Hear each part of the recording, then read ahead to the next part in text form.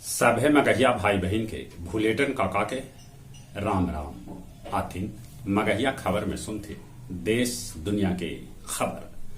आज 5 सितंबर शिक्षक दिवस है। सभे गुरुजन के हाथ जोड़ के हम प्रणाम कर रही। महंगाई बेरोजगारी के लेके रामलीला मैदान में कांग्रेस कैलक रैली। राष्ट्रीय परिषद के बैठक में कहल गए कि कांग्रेस और वाम दल के बिना महागठबंधन बेमतलब के होयत।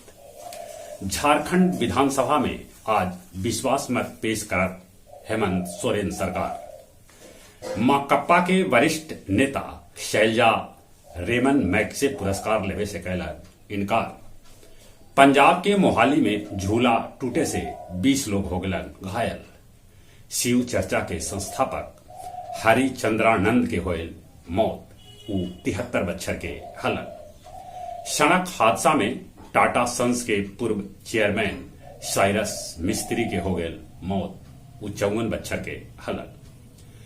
गंगा दियार मनेर में 9 पलटे से 2 गो बच्ची समेत 10 आदमी लापता हो गलन। 9 पर कुल 55 आदमी सवार हलन।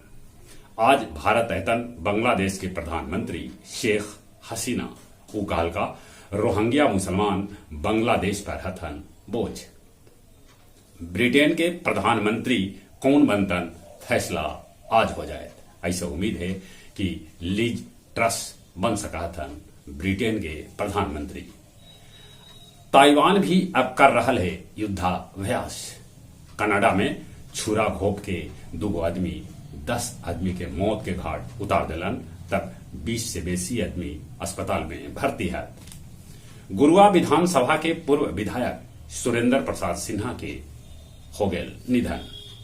पितरपक्ष मेला में अब खाली 4 दिन बाकी है। बाकी पूरा गया जी में गंदगी पसरल है, कहे से कि नगर निगम कर्मी हड़ताल पर है। चंबल एक्सप्रेस से 210 गो तोता के साथ 2 गो युवक के गिरफ्तार कैल गेल।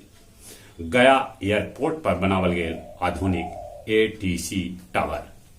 और अब कुछ खेल के समाचार।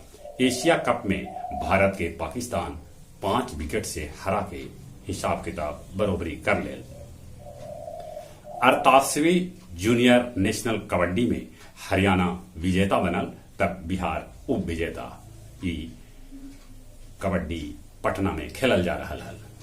यूएस ओपन टेनिस में नाडाल प्री क्वार्टर फाइनल में जगह बना लेलन। तेलुगु के हरा के ओडिशा बनल पहल बेर खो-खो चैंपियन। बांग्लादेश के विकेट कीपर मुशाफिकुर रहमान T20 से ले सका है संन्यास। जहां तक मौसम के सवाल है, आसमान में बदरी है। पानी तो निमन बरस न रहा है, फिर भी थोड़ा बहुत पानी हुआ है। चलिए एक बार फिर से अपने सभे के भूलेटन काका के राम राम।